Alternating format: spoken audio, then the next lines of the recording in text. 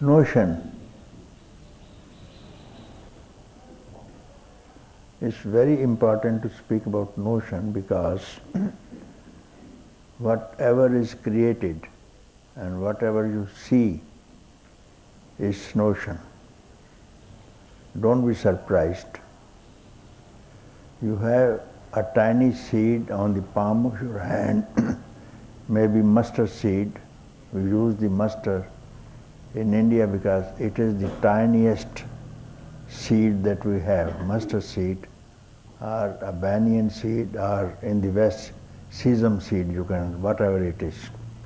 You take any seed, banyan seed, on the palm of your hand.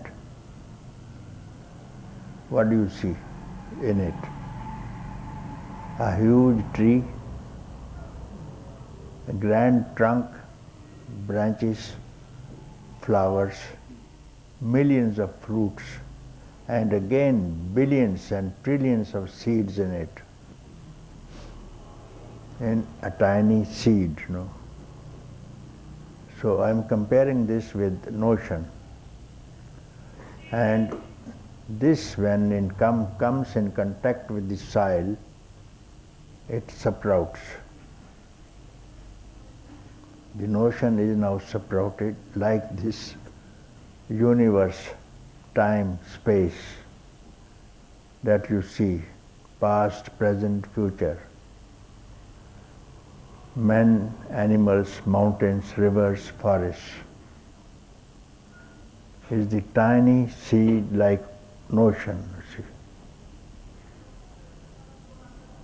see. It will sprout when it touches the consciousness. This notion, when touched into consciousness, it sprouts. There arises the mind. So this becomes a notion. All these diversities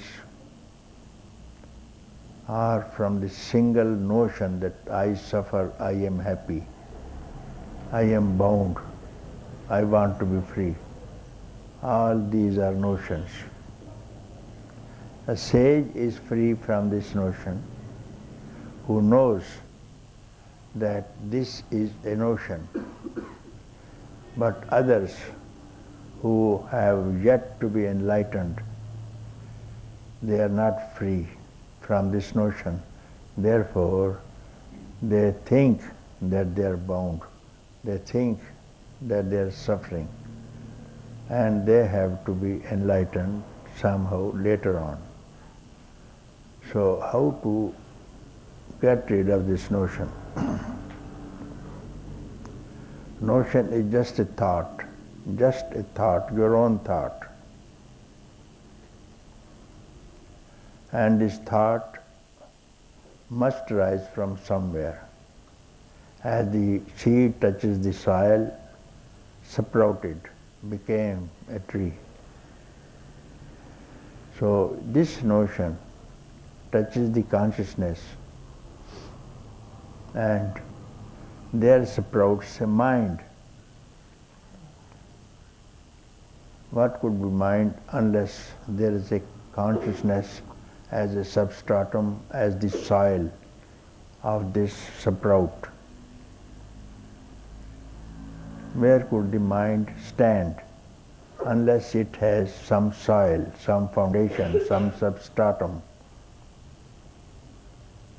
So those who know the substratum and the rise of the mind, they will never suffer.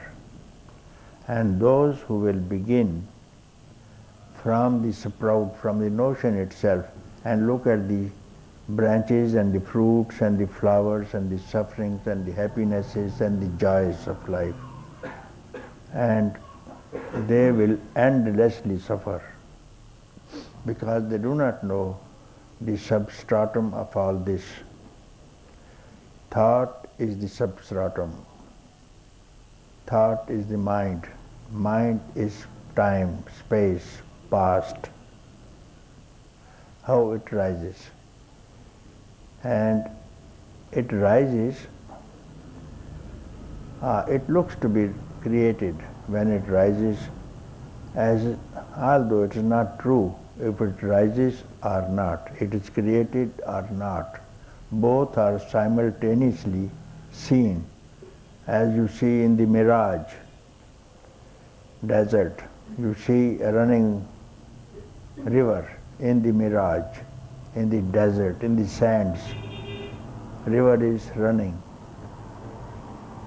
It can be said it exists, and it can be said it does not exist. Both are true.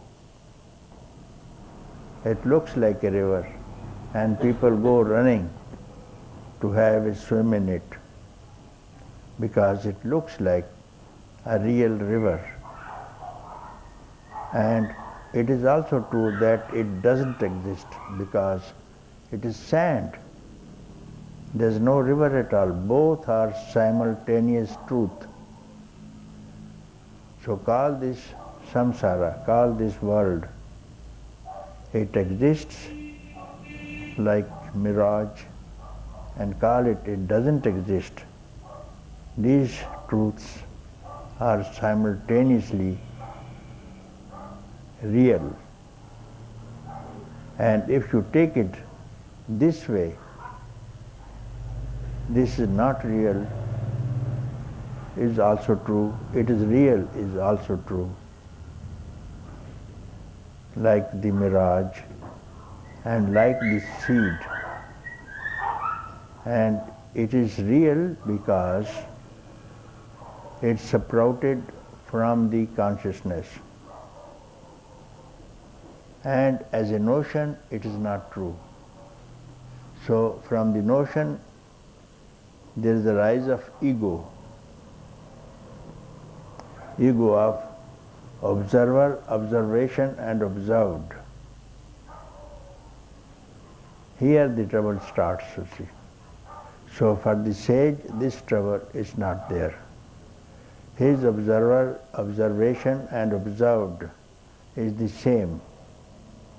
Therefore he is happy. And the one who is not, who is yet to be awakened, he thinks, I am the observer. And this object of observation gives me happiness. And I experience that happiness. He is surely in trouble. And he has to get rid of his own notions somehow.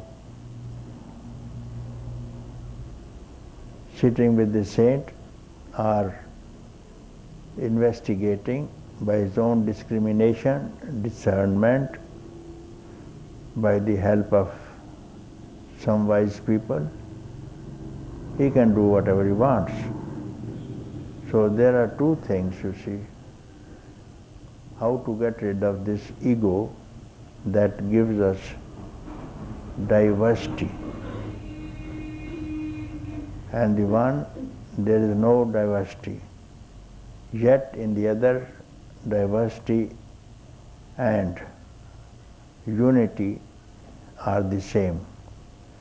Like that of the river in the desert is real and also not real. So there may be diversities also.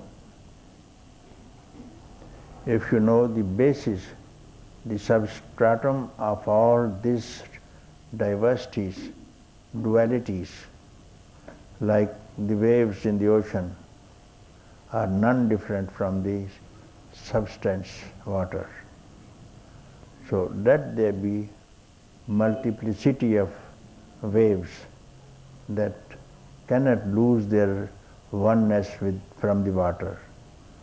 If even the diversities may be there, people may look different, having different views, having different shapes, different forms, but essence is one, and that essence is the same in all beings and non-beings. If you are aware of this, you are free, you are happy.